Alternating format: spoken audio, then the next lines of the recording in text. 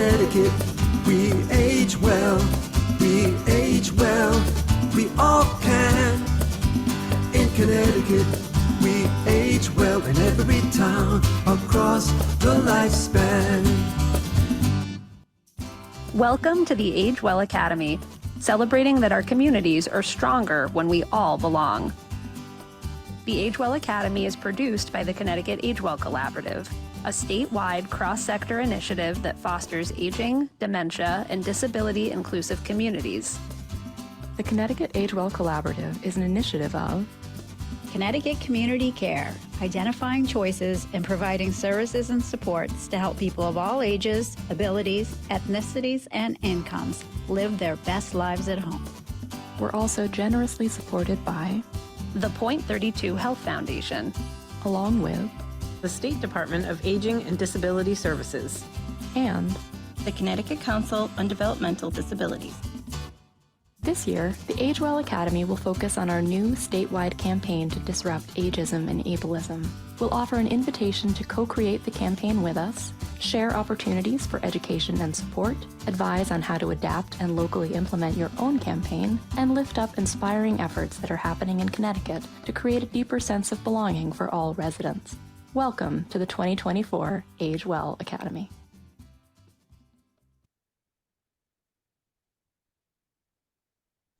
Welcome, everyone. My name is Karen Green. I'm the Network and Operations Coordinator for the Connecticut Age Well Collaborative. In alignment with our commitment to emphasize access, equity, and inclusion, we are modeling best practices for a virtual presentation. Please note that the closed captions are enabled and will be consciously speaking clearly to assist those with hearing disabilities. We will be describing images and other visual content that's displayed to assist anyone with a vision or cognitive disability. Wherever possible, we used a minimum font size of 22 in our slides. A link to the recording, as well as all links shared in the chat, will be made available. If you need materials in a particular format, please let us know. We're learning and it's a work in progress, so we appreciate feedback on how to do it better. If you want more information on creating and presenting in an accessible format, please contact us at ctagewell@ctcommunitycare.org. It's now my pleasure to introduce Alyssa Norwood, the Director of the Connecticut Age Well Collaborative. Thanks so much, Karen, and welcome everyone. I'm so glad you're here. So a few more housekeeping items. The first is if you have any questions today, please put them in the question and answer box, and we'll answer all questions at the end of the presentation, but please ask them as they occur to you. So in discussing the collaborative and who we are, I feel like it becomes really important to put this all in the container of the concept of belonging. And all of you have heard that word. Hopefully most of us live it. The phrase diversity, equity, inclusion, belonging, it rolls right off the tongue as we all work to be the best places that we can be in Connecticut. But this idea of belonging, what does it really mean? And it's at the heart of our work. So psychologist and author and teacher Tara Brach, she recently delivered a podcast, and in this podcast on belonging, she used a phrase that really caught my attention. She talked about the trance of separation. And this idea, which makes a lot of sense in our evolutionary journey, it's a very survival-based way of being. And it reinforces our separateness, this idea that there's a me versus a you, and that we compete for resources. And in that way of being, in that space of cognition, we're seeing each other as separate forms.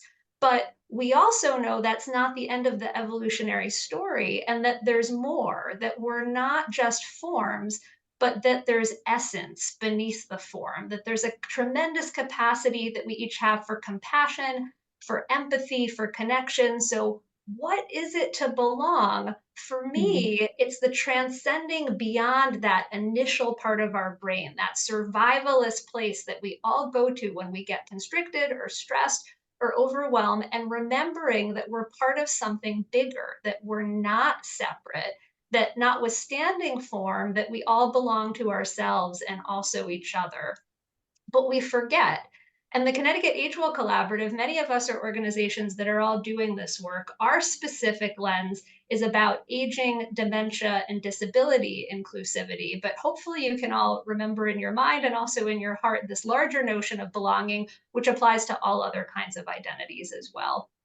So we are a statewide cross-sector initiative doing this work with a lot of heart, a lot of passion, and we also are leading what is the state's statutory livable communities initiative through a lot of different work. And we're going to be focusing today on our campaign, Every Age, Every Ability. When we talk about transcending the trance of separateness, this also shows up in the way we govern in municipal government and in the way we conceive of our communities. Things get very siloed, very separate. And although aging work is happening, maybe it comes to mind first a senior center, it's happening in a lot of great places. This view of our framework, our 10 impact areas, is to remind everyone that we can't, in our professional and our policy lives, also be in the trance of separation, that the notions of aging, dementia, and disability infuse all of these different areas. And to name some of them, community and social services, health, well-being and food systems, housing, transportation, economic opportunity. We know that all of these require us to look and think deeply with an age and ability-based lens.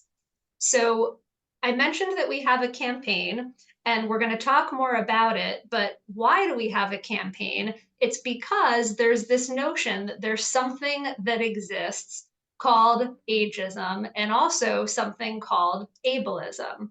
So with that, I'm going to turn things over to Christina, who's going to define those terms, and then I'll come back and talk about why is this important for Connecticut right now. Christina, welcome. Good morning, everyone. My name is Christina Gray. I'm the Community Partnerships Manager here at the Connecticut Age Well Collaborative. And if we want to talk about dismantling ageism and ableism, it's important that we're on the same page about what those mean. So we're going to start with some shared definitions. The catch is treating someone differently because of their age or their ability is not always rising to the level of ageism and ableism. What we're talking about here is the systemic mistreatment of people around a specific age or specific abilities. In this case, what our culture would consider disabilities. So a one-time incident against somebody like me who's in their 30s is discrimination based off my age, but it's not ageism. So here we have our definition: the systemic stereotyping, discrimination, and oppression of older people. And for ableism, our definition: the systemic stereotyping, discrimination, and oppression of people with disabilities. You might be asking, well, we're talking about ageism, what about youth? Young people also experience oppression around age. Academics call that adultism. It's very important. It's very real. It's not the focus of our campaign for today and this year. So Alyssa is now going to talk about a little bit more about why we're talking about age and ability. Thanks so much for setting up that container, Christine. I appreciate it. So it's an exciting time in Connecticut and in the world because demographics are shifting in really unprecedented ways. So the image that's up here is a screenshot from a summary of a document that we released in 2021 in partnership with the Gerontology Institute, which is housed at the University of Massachusetts, and work that they did that was funded by the Point 32 Health Foundation. They released a first of its kind report called the Connecticut Healthy Aging Data Report. And for those of you who have seen it, if you haven't, it's on our website. It includes almost 200 indicators by town. So this is local data that's related to healthy aging. So for those of you that are interested in delving in, I encourage you to look at it. But a few key findings from that report, as well as other research that the Connecticut Age Well Collaborative has done, just to kind of set the table for why we're focusing on age and ability, not just because we're the organization that we are, but why at this moment in time. So first, for those of you who don't know, Connecticut is the 7th oldest state in the United States, and about 16.4% of Connecticut residents are over the age of 65. So not yet, but we're moving toward, within the next decade or so, a threshold of having more people that are over the age of 65 as a proportion of the population than we have children, defined as under 18 in the state of Connecticut. 14% of Connecticut residents 65 or older now live with Alzheimer's or related dementias, and 22% of adult residents, depending on how you define it, live with at least one disability. And then the last thing I want to point out is that 17.5% of Connecticut residents 65 or older identify as a person of color. And the reason I mention that is it's really important. The experience of aging is very much colored by our other identities. So the experience of aging as a member of a historically disempowered population is a very different experience than someone who has greater access to privilege. So the point of all of this, why age and ability, is we're living longer than ever before. And as a result, age and ability, which have always mattered, matter now more than ever before. So I'm now going to turn things back over to Christina to talk about why are we addressing both of these together. So why both together? We have four main reasons. The first is oppression is intersectional and interlocking. And what that means is oppression are systems that subjugate to control a specific population of people. And there are lots of different types of oppression: ableism, ageism, racism, sexism, and they all work together to uphold each other. So for this reason alone, it's often very effective to look at one or more identities if you're trying to dismantle any of them. In this image, you'll see lots of bubbles overlapping, and those there's the big one, ageism, and the second one, ableism. Those are the two we're focusing on, but those other bubbles represent other forms of oppression that are also part of the pot. Two, ableism and ageism have a similar root cause. So while these systems were being created, logic was not at the forefront. If the reasoning seem illogical, it's because they are. The catch is, in order for ableism and ageism to thrive in any society, there needs to be some kind of justification. No matter how twisted, no matter how problematic, there needs to be some kind of justification. And what our society has come up with is that ageism and ableism question a person's capability. Can you do this thing? If you can do that thing, how fast can you do that thing? Can you do that thing with other people's help? If you can, in our culture, we consider that to be productive. And in US mainstream culture, we consider productivity to be valuable. I am not saying that folks who are older or with disabilities do not have tremendous value. I'm saying that we live in a society that says otherwise, which is what we're here to dismantle.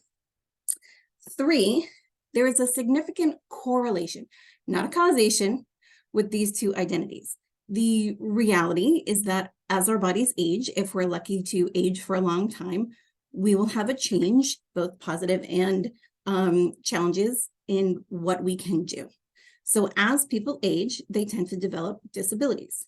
Additionally, folks with a disability can either be born with that disability or develop it over time. Adults with a disability they have had since birth will often get the assumption that is something that became because of their age, which leads us to number four. A common response to ageism is ableism. So these work together. And these two uphold each other in a specific way. A lot of times people will say, I'm old, but at least I can run. I'm old, but at least I can do this thing. So ableism becomes this kind of justification for ageism, which is also problematic. So how do we dismantle them? There are many, many pathways to disrupt ageism and ableism. These are the 6 conditions of system change. They are from the Waters of System Change from the Connecticut Change Collaborative. So the first row, this is an inverted triangle. The first row is policies, practices, and resources. This is generally what people see. It's the outcome of all of the work over years and decades. It's what hits news. It's what we often know about. The second level of the triangle has 2 levels. relationships and connections, and power dynamics. These are the people. This is who is doing the work together, and who gets a say in how the work is done. The third one at the bottom, the smallest triangle, but the foundation of it all. Thank you. It's from the Connecticut Impact Forum. Thank you for that, Alyssa. Is the mental modes. And mental modes are a fancy way of thinking of how we think. So if we look at the next slide. There we go. It's why we've prioritized the campaign. Fancy way of saying how you think. Includes our thoughts, perceptions, traditions, what we have been socialized to believe. We all have biases, and they are normal and natural, and they help our brain organize information. They can be positive or negative. I have a daughter. She is the most beautiful, the cutest, the most special child you have ever seen, which is important because it keeps her alive. My bias for her keeps her alive. They can be positive or negative. Biases become problematic when they create judgments around identity, like aging and ability, that deny access and resources to opportunities. Your mental modes are the foundation for how you will approach this work. We all have biases. The question is, how aware of them are you?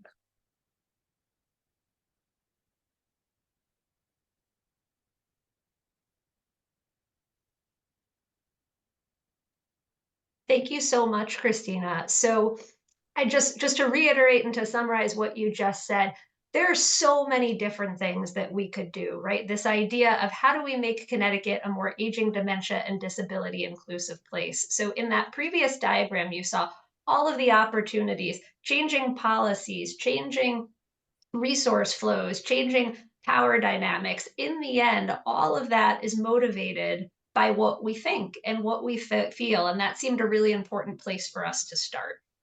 So in creating the campaign, the first phase of our work was really leveraging partners to be able to make this happen. So the first partner I want to lift up is the Yale Social Impact Consulting Club, and they did a landscape analysis for us. We are not the first to launch a campaign to disrupt ageism.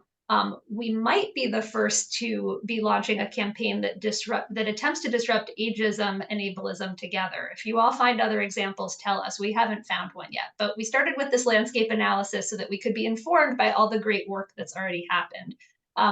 The second partner in this process was the Connecticut Council of Developmental Disabilities, and we'll hear from their executive director, Walter Glom, later in the presentation. They, along with other valued funders who we named at the beginning of the webinar, are providing support for this effort. And then finally, we brought on new talent. We brought on new staff. Christina, we're so thrilled that you're here, as well as additional consultants, some of whom had anti-racism expertise, representing this idea that we all have many identities within us that coexist. And then finally, we synthesized everything to start advancing concept selection. So I just want to take a walk through some of the other campaigns elsewhere in the country and in the world that have attempted to do this work, just so that you could set up some kind of basis for comparing in your mind when you see ours and understand the context that our work evolved in.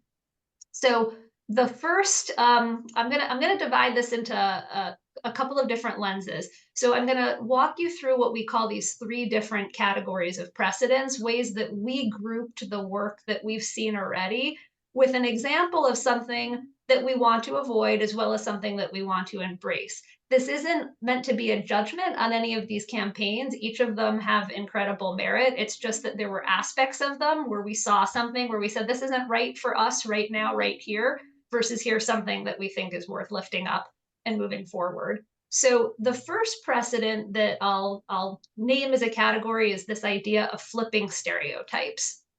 So this is a campaign that was launched in 2021. Incidentally, it was pulled a year later, that was launched by the World Health Organization. So for those of you who can't see the images, they're in black and white. The colors are kind of defeatist looking. They, imagine sort of a not great day outside. And the word age is literally centered in the middle of negative terms like damaged, discouraged, and ravaged, accompanied by people looking downtrodden. And although the tagline tells us that we shouldn't have to feel this way, the sentiment is pretty overwhelmed by the downbeat visuals. So though we appreciated the creativity of the campaign, this isn't the vibe that we wanted in Connecticut.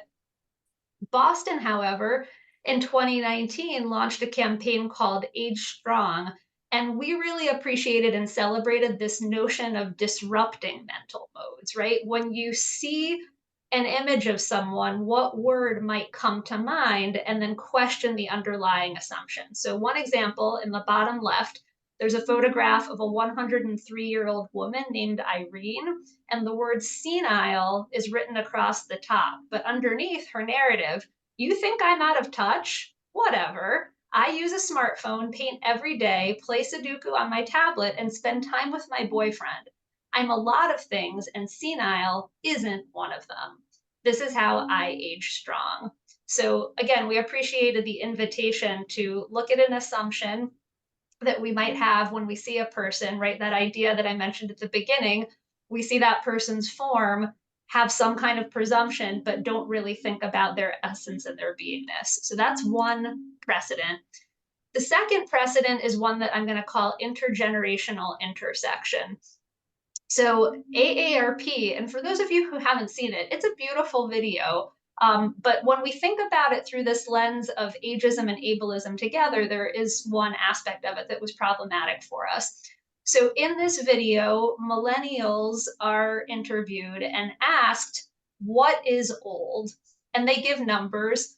You know, it might have been 100, it might have been 40 years old, but they give a number that they define as what old is. And then they're asked to show how someone of that age that's old would walk, cross the street.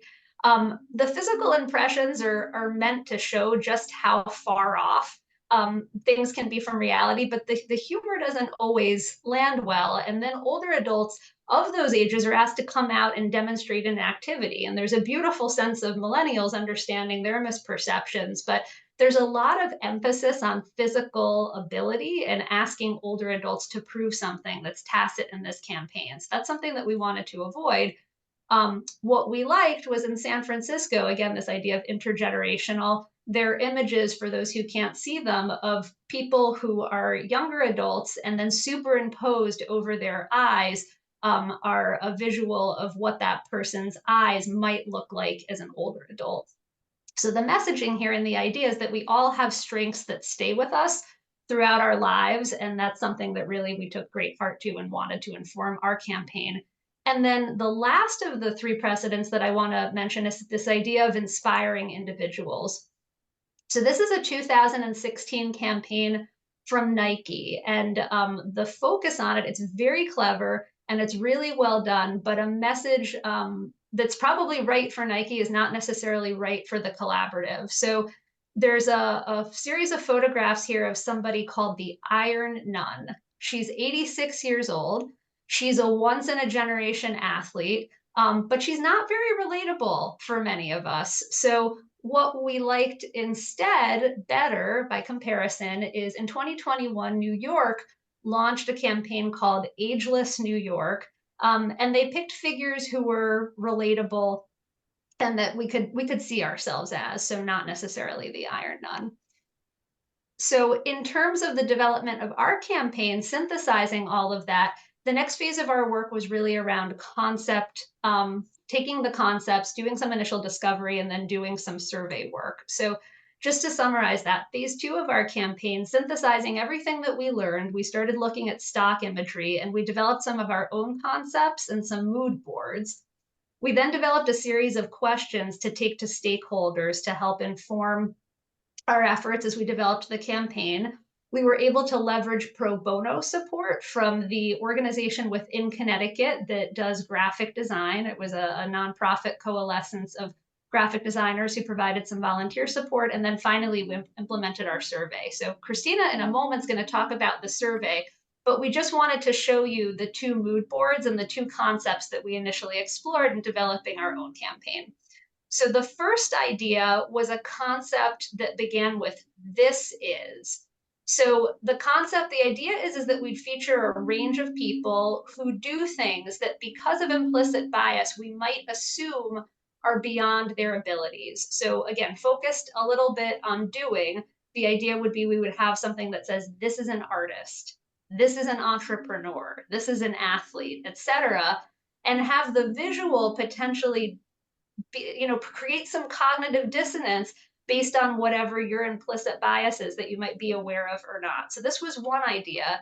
And the other idea was a campaign focused on the idea of we are. And this landed a little bit more squarely for us because it's about the universal qualities that we all possess that transcend age or ability. So words like resilient, creative, joyful, and then have images that may or may not be the first one that would have come to mind for you upon hearing those words. So Christina's going to tell us a little bit more about the survey that we used to dig deeper and take us closer to a final product. So Alyssa, actually, can you go back for a second? You bet. I want you to take a moment, and because this is what we asked on the survey, take a minute and just look at these images. So some of the images you might see, there is a Black woman, looks like she might be in her 70s. She's using her fingers to make funny eyeglasses. There is a woman, she has long gray hair. She looks like she might be in her 70s. She's wearing a brown power suit and dancing with yellow headphones on. There is a late to middle-aged Asian man, might be in his late 50s, wearing a red button-up, smiling into the camera. There's a white woman with bright red hair, a white crisp blazer, and bright white cat eyeglasses. So Alyssa, let's go to the survey. So this is what we came up with, and we thought they were great, and we wanted to check those assumptions with the community that we were trying to lift up and empower. So we sent this survey around, and this is a clip from the survey. So the first question, do you feel represented by these images with a scale of 1 is no, 5 being yes? How would you describe this group of people? As you age, what words do you hope people use to describe you? If you have a disability, what words do you hope people would use to describe you? What types of images would you like to see in this campaign? What are your suggestions for the campaign design? Fill in the blanks. Because of my age, people often call me, I wish they would see me as. Because of my disability, people often call me, I wish they would see me as. And we collected this data. We set a sample size calculations for both age and disability. Our outreach strategy, we used our professional networks, our personal networks, and really leverage the senior centers that came through. You'll see in a second about where we got this from. We did a combination of electronic and paper distribution. At first, there was just an electronic version. What happened when we sent out the paper, and we had a hunch and we were correct. Everybody except one person over the age of 80 responded with the paper. So we were trying to reach a specific demographic, and we had to find ways that they would respond. So statistically, folks who are older are less likely to respond during the digital surveys. We were right. Recording and phone an option. And so at the bottom of the survey, you'll see feedback via voicemail. It was something we tried. We actually didn't get any responses this way, but I think we'll try again in the future. And what it would have allowed people is to essentially leave a voicemail instead of answering these specific questions. This is what I think. There was also an option just to call us up on the phone. Let us know what you think. And here are the results. So our survey key findings. We got 108 respondents ranging from 23 to 91, which is what we were aiming for. So we got a wide breadth of representation on age. About 20 of those folks identified as living with a disability.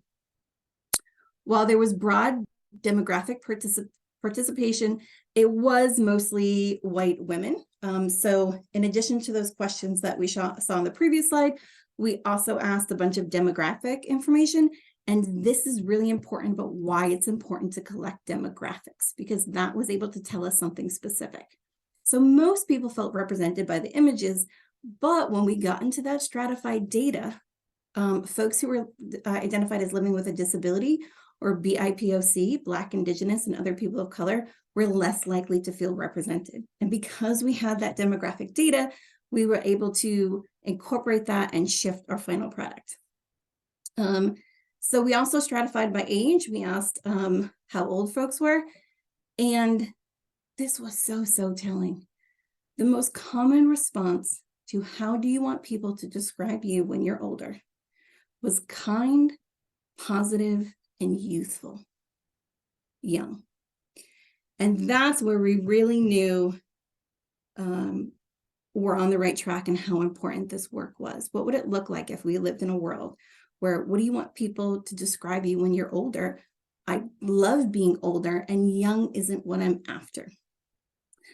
So in addition, we had some open-ended data.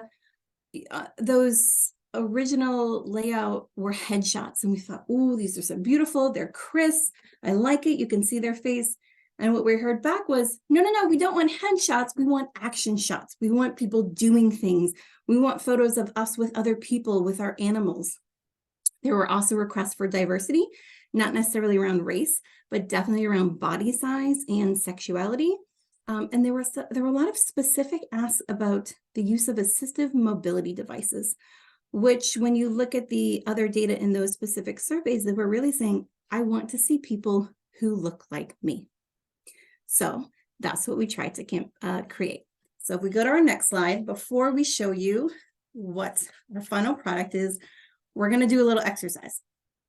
So get comfortable in your seat, maybe sit on the edge, plant your feet. If you want, you can close your eyes. And for the next few moments, don't overthink it. Sit with whatever images pop into your head. First, I want you to imagine someone who's vibrant. Maybe they're charismatic and energetic. What do they look like? What are they wearing? Where are they in the world? What size are they? What are their facial features? What color are the eyes? What size is the nose? Next, imagine someone who's capable. Either capable in everyday life, running errands, or maybe it's that friend or colleague who always gets the job done. Again, visualize this person. Where are they? What are they wearing? Are they talking to anyone? Are they doing anything? What does the hair look like? Do they have hair? Next, somebody who's connected. Maybe they're in regular communication with friends. Maybe it's that person who always replies to your email 30 seconds after you send it. Someone who knows the latest news. What do they look like? What are their facial features? What do the ears look like? The eyebrows, the chin. What are they wearing? Finally, resilient. Visualize someone who is resilient. When a challenge comes their way, this person does not give up. Maybe they're more of a sturdy oak tree, or their strength is in flexibility like a willow. Where are they? What does their body look like? Are they sitting? Are they standing? What clothing are they wearing? Now group all 4 of those people in your head. Take a little mental photo. Now we're going to start to look at our campaign and what we have created. So if we look at the next slide. So the first one is vibrant. Picture that person in your head who is vibrant. And these are the images that we have. So if I'm honest with myself, these were not the people that popped into my head. When I did this exercise, I saw feminine folks in their mid to late teens. They were theater people with like an off-the-cuff sweatshirt and color block photos. This is not who I thought of. And that is important information for me to have, because it tells me information about my default mental mode. And if you're looking to change your mental mode, you really need to know where you're starting. So this is vibrant. And the images we have here. So the biggest one is an older Black woman, maybe in her 70s. She's got gray curly hair, a little bit of white. She's sitting in a crisp white shirt with a colorful scarf around her neck. She has glasses and a laptop or an iPad and a pen in her hand. Excuse me. Some other images, we have a white woman, middle-aged, about her 30s, and she's a white woman with Down syndrome leaning casually on her hand. There is that older white woman with the white hair and the brown power suit.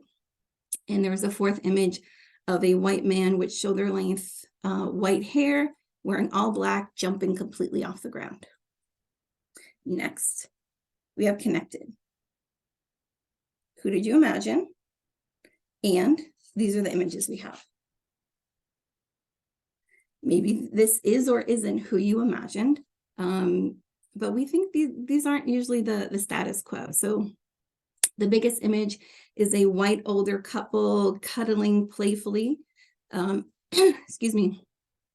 There's another image of a white woman looking up. She has sunglasses on, and I think the inference is that she's blind, and she has two pets on her lap. There is what looks to be a parent, perhaps just a grown-up, who is a wheelchair user, and a white child standing next to her. And in the fourth image, there are two people dancing. There's a brown woman, maybe in her late 20s, and a brown man who is maybe around his 70s. Next, we have resilient. Who did you think of? And these are the images. Resilient. So the largest image is a brown or black person. They might be, they're a little bit feminine, but they might be genderqueer. They are sitting casually in their wheelchair with one knee up, laying over, and they look to be maybe in their early 20s. There is, again, that Asian man wearing that red cotton button-up shirt. There is a third white woman with older long hair tied back in a neat bow and a crisp green blazer, casually brushing her hair.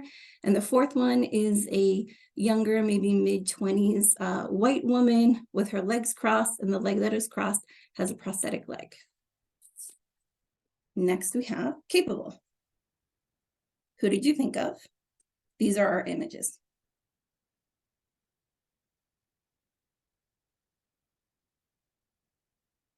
So the largest image is a white man with Down syndrome driving a truck. There is also an image of an older Black woman, maybe her late 60s. She has long grayish white dreads tied back in a ponytail with a striped button up and her arms crossed. Excuse me. There is a man maybe in his 30s sitting in a wheelchair, and he is wearing a hard hat because he is on a construction zone, working on a construction zone. And the fourth one is an older woman, maybe in her 70s, with long gray hair braided. She is wearing pretty cutting edge white headphones and talking into her phone. Looks like she might be on a business call. So as you think back to those first images, who did you see? Were there any older adults or folks with disabilities? Maybe you did, maybe you didn't. But it's important to ask yourself, why? Did the people look like you? Who was missing? Did you default to a certain race, gender, body size? So the most important mental mode is your own, because that is what's going to inform consciously or subconsciously all of the decisions we make. So implicit bias, as I said, is natural and normal.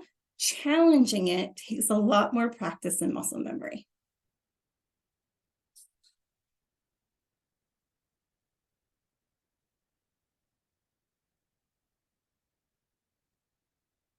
Thank you so much for that, Christina. So the chat is lighting up. So I just want to name a couple of things that are going on and weave them into this slide on responses and limitations. And then, of course, we'll talk more at the end. But a few thoughts, and then I'll address some of the chat comments. So one, there's a quote, and for those of you that were at the Connecticut Conference of Municipalities annual meeting where we first presented this, you would have heard me say it there, that art isn't ever finished, it's released into the world. And so too with this, we don't view these products as the finished campaign. This is a moment in time where we're sharing our products where they are right now with the hope and earnest expectation that you'll continue co-creating with us so that we can refine and improve. So when we set these out in the world originally, about a month ago, the things that we knew, the current limitations, one, this idea of lifting up lived experience and also including Connecticut residents. So these are stock images, and there are very real limitations with stock images. So some of the feedback we've got is this isn't real because in a sense, it's not. They're real people, but they're models, they're posing. So what would it look like to have a campaign that includes Connecticut residents, which we very much hope to do, as somebody had mentioned in the chat, and we'll talk more about that in a moment, but also this idea of just realness, whatever that means. It's an interesting concept that if we were all in a room together, we could talk about for a long time. The other limitation is that the people featured, right, those stock images, they didn't choose the words. We went through as comprehensive a process as we could in the time that we had to uplift certain words. But our hope and our aspiration is that all of you will move forward and use these as a springboard for dialogue and community, and that we can inspire some work locally so that each Connecticut community, however that's defined, is creating its own campaign that's unique and authentic. In terms of anticipated limitations, so we knew we'd get mixed reactions, and we're excited to hear them all. We very much want to hear it all so that we can be better. And this idea of capturing the nuance of the aging experience. So we like to define aging as the change over time of our mind and bodies. It's a normal experience, and there's nuance in it. And for some people, it can be positive. For some people, changes in our minds and bodies can be negative. So how do we capture the nuance of disrupting the negative bias that we all have while still acknowledging the reality that change over time for some people isn't necessarily a positive experience. Another anticipated response is this idea, you're all busy. You're so busy.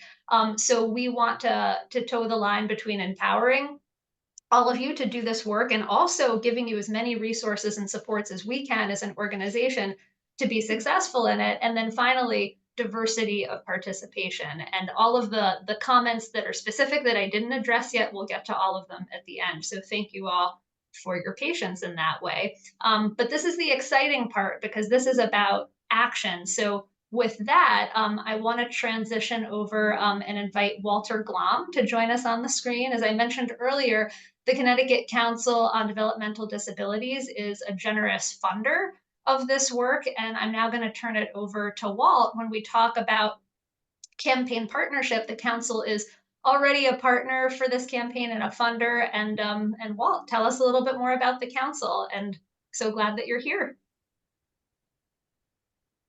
Thank you, Alyssa. And I am thrilled to be here. We're very pleased with the work and proud to be a part of this this collaborative. Everyone, Alyssa and the collaborative have done a marvelous job, really remarkable job in including disabilities into this project.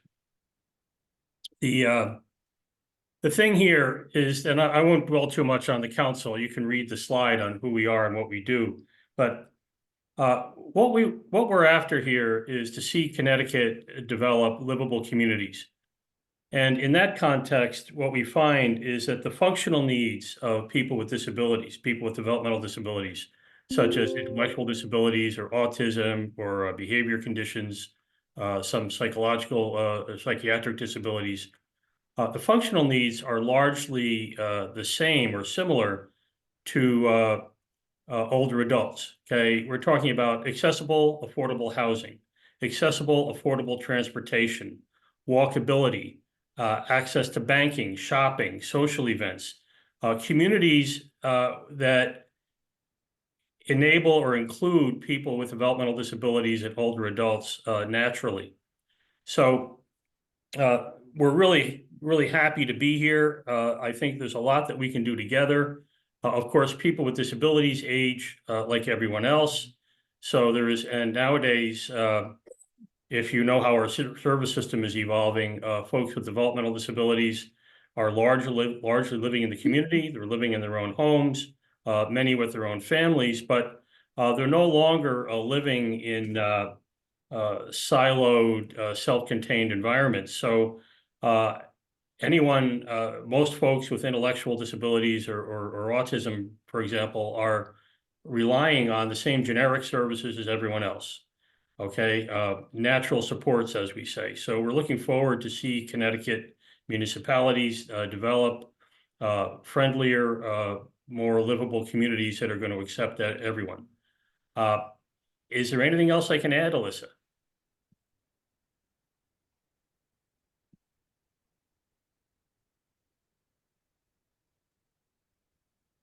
Thanks everyone for bearing with the delays. My my mute button disappears and then it takes a while for me to hover. No, I think you covered it all. So we're glad you're here, and we'll all be back together again on the Q&A. But Christina, I'm now going to turn it over to you, because the big buzz on the chat, the question everyone wants to talk about it, think about it. How do I bring it here? How do I change that picture? Christina has all of your answers. I know, I'm looking at this chat and I have so many smiles. So let's talk a little bit about the campaign overview. Then I'm going to talk about what we're going to do next and what you can do next to get involved and join us. So 4 things. 1, flip those stereotypes. So create thought-provoking imaging based off the chat. We have succeeded. There is no specific right or wrong answer, but we wanted to create images that would start fostering that dialogue. The images in and of themselves can subconsciously adjust biases, but we know that dialogue, having a conversation about our own experience, sharing them, listening with other people, is really where some of that deep work can happen around naming biases and pathways for change. So we are in the process of creating 2 programs. 1, we will come to your community and help you do a dialogue, and 2, we will do a train the trainer model so you can have dialogues in your own community. Number 3, lift those voices. I hear so many calls for, well, what about this image? We should really have this one. I think it should be this. Yes, yes, yes, yes. And to really dismantle ageism and ableism, folks in positions of power need to make and create space for those who are marginalized to name themselves. Reclamation is a really important part of this process. And 4th, celebrate and scale. We do not anticipate ending ageism and ableism by the end of this year. However, we do plan to have another go at it. So we're going to celebrate the successes we have and scale it for next time. Here are some of the steps we're doing to get ready for that. Daring dialogue. So we are designing a 2-hour in-person program that we will bring free to a handful, limited number of communities. We would love to be everywhere, but we are also only human. There will be an application process for that, so keep eyes peeled because that will happen sometime in the spring. Facilitator training. We are also designing that Train the Trainer program to prepare local leaders to facilitate these daring dialogues. It is not easy to talk about our ageist and ableist internal biases. Facilitating other people to do that is also really hard, so we want to give those tools. We're also creating this municipal toolkit. One piece of it will be a template so that you can create images from folks in your community with the words they want to use to describe themselves. And there's just never enough art. So we are commissioning a custom sculpture to foster even more dialogue. So that's what we're working on. Here's what you can do to get ready. 1, assemble a team. So somebody in the chat said, we have to have intergroup dialogue. It can't just be an isolated group talking to themselves. So wherever you sit in your municipality, find champions in municipal government leaders, find someone in the disability rights community and departments, find someone in the senior services department, because you want that trifecta to really have this cross dialogue. Number 2, explore logistics. So if you're going to host a conversation, see if you can find an ADA accessible location. This seems so simple. And it sometimes gets so complicated so fast. If you're not familiar with the ADA locations in your town, take a look. In addition, the transportation. If we want to have spaces where people can come together, we need a space people can actually come to. So sometimes that's the hiccup. Number 3, recruit attendees. So we want to have dialogue, and anyone can have meaningful dialogue with any group of people. This is really going to take specific targeted recruitment to get that diversity of folks with disabilities, folks who are older in your community, and municipal leaders to have that cross dialogue and understanding. So start building community interest in those 3 subgroups. And number 4, recruit allies. We cannot do this work alone, even if we wanted to. So start exploring some partnerships. Local faith-based organizations are usually great places. If there's a local nonprofit, schools, young people are really great unlikely allies in challenging ageism and ableism. Thanks, Christina. So everyone is so enthusiastic and ready to go, and I'm inspired and excited, and also know this work is hard, and to do it well, which we want to, takes time. So our whole year, the entire year of the Age Well Academy, is focused on this topic. So today was really just an introduction of concepts, us showing you here's where we are at this moment in time in our process. The posters that you saw are not an endpoint. They're as Christina mentioned, a conversation piece to start dialogue and to start seeing something, you give it a basis for you to be able to visualize and imagine in your own community. So if you haven't yet, I encourage you to sign up for the next 3 in our series of the 2024 Age Well Academy. The next one is going to be March 7th.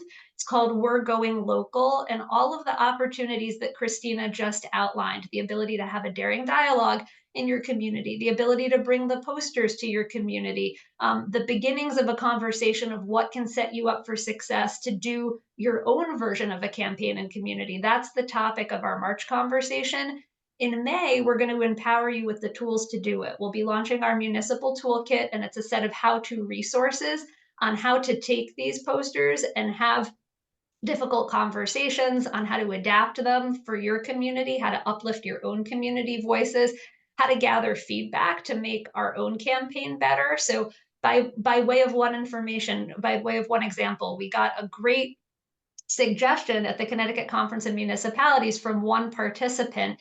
She said, everyone looks perfect, right? There's stock images, there are models. Everyone looks too perfect in that campaign. Can you find more realistic images? Someone that I might have a really strong bias against based on their container, their visual presentation, if I were to see them, and then have them record their story such that I can take a phone and scan a QR code and hear their voice and disrupt my mental mode and say, wow, that's not what I'd expect from a person who looks like that, and help me see past my bias. So let's continue the conversation on the how to, not just at the local level, but how we could do better. And then last, in September, we're going to celebrate. We're going to send you off on your way this summer. You'll start now, you'll keep working, and we're going to celebrate all the great work that happens across Connecticut. So we're really excited about learning together this year and continuing the conversation.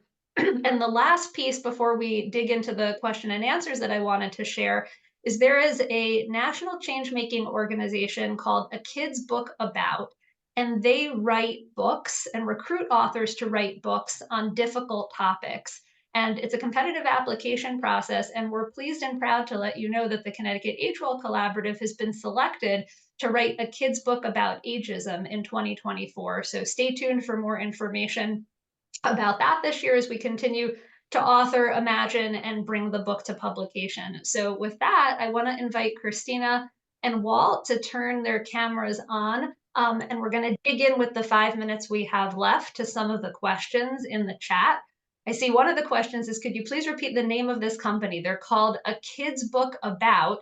And in terms of the question, why not a book about ageism and ableism? There are a number of books in their series already that focus on disability and ableism. So those topics in their mind have already been covered, but notwithstanding that, because it's very important to talk about this idea that ableism can be an inappropriate response to ageism. The children's book in the short 800 words, I think, is our maximum 800 words we have to make sure that we touch on that point. So, Christina, if you could get us going, I know the chat's very busy with the few minutes we have left, and we'll answer whatever questions later that we don't have now by email.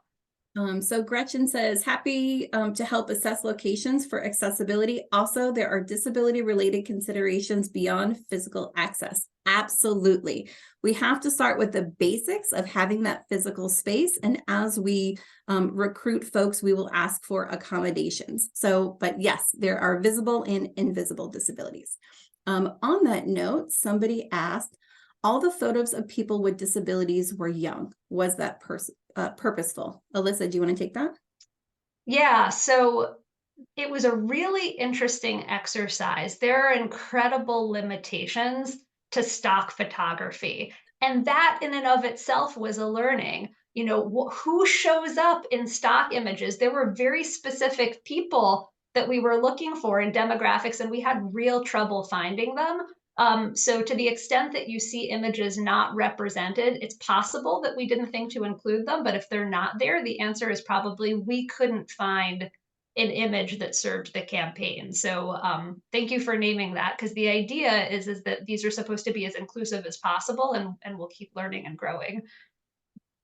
There was also LGBT doesn't have to, there's a lot of conversation around LGBT representation and what that looks like. Yeah, so Christina, LGBT why don't you take that one? Sure. Doesn't have to imply a look, but maybe feature a gay couple hugging or dancing. So this is a visual campaign, and there are a lot of identities that you cannot know for certain by looking at someone. So it was a real exercise in our own internalized assumptions and biases about what an LGBTQ person looks like, because that was a specific request. So we're limited by the stock photography, and there are some codes or people who might read LGBTQ for a reason, or there are folks who are considered passing. I think if you want to have that representation, a romantic couple, which is by definition, right, that identity, that's a good way to go about it. But even that, do I see this person as a lesbian? Why? Is it the hair? Is it the outfit? Do I see them as gay? Why? Is it that is the campaign, that question, but specifically around age and ability. Do I think they're less likely because they're older? Because they're a wheelchair user? Why is that? Great conversation. Alyssa, you want to add on? Yeah, no, I know that we're very short on time, so I wanted to name, there's one more question that I wanted to answer that was in the chat. And then Walt, I had a question that I wanted to lift up for you in the chat. So there was a question about the Connecticut Leaders Fellowship Program. So because we're short on time, I just want to direct people, if you go to our YouTube channel, which you can find either from our website, ConnecticutAgeWellCollaborative.org, or you can just Google our name and YouTube.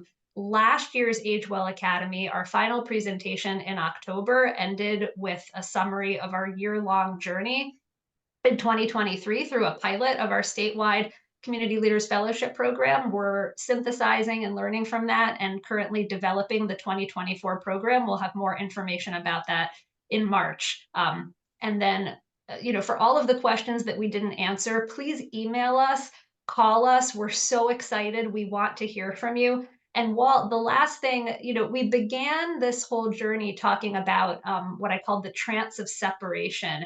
And a lot of this notion of ageism and ableism is we want to distance ourselves from what we perceive to be suffering. But some of us have people in our lives, this is their lived experience. I wonder if you could speak a little bit, not just to your professional role, but your personal role, and why is this important to you in terms of who's in your life?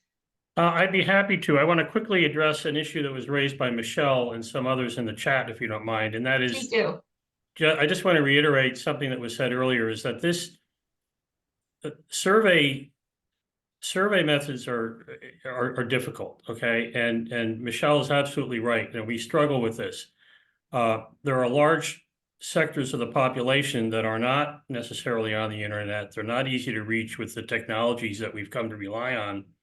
And I just want to say that we're aware of that, and we're going to be working on that. It's something that it's not just in this campaign, but something that the council struggles with as well. Just understand that the alternatives to email and online surveys and so forth in today's world, they tend to be fairly expensive and labor intensive, and that doesn't mean we shouldn't do them, but just be aware we have some more work to do. And to Alyssa's point, we're not done yet. Back to my motivations for doing this. Many of you on the call here know me. I am a dad. I have a 35-year-old son who has Down syndrome. He lives in the community. He has an apartment in Manchester. He has a job. He's aging. I'm a little older than him right now, and I get a kick out of him telling me how old he's getting. But it's my concern and my interest is seeing that Nick and his peers have a place to live, have a community that's welcoming, that they have natural supports, that they have a circle, and that's what this is all about. So there it is, Alyssa. Thank you. We want to honor our end time. We know there's so much more conversation we could have. We also know there are limitations to this platform. So we're really excited to get out in community and have these dialogues in more intimate numbers, to be able to see each other or hear each other over Zoom in person. So thank you for your passion, your participation, and we're going to close, as we do every AgeWell Academy, with our theme song, which was composed last year and had its world premiere in February by musician and storyteller Jeff McQuillan. And if you can, stay on and listen, only because the lyrics really embody this notion and this movement that we're trying to build around truly being aging, dementia, and disability inclusive, and creating a Connecticut where we can all deeply feel held and have a sense of belonging. So thank you all so much for your passion and participation. I'm going to share my screen in just a moment, and have a wonderful rest of your day.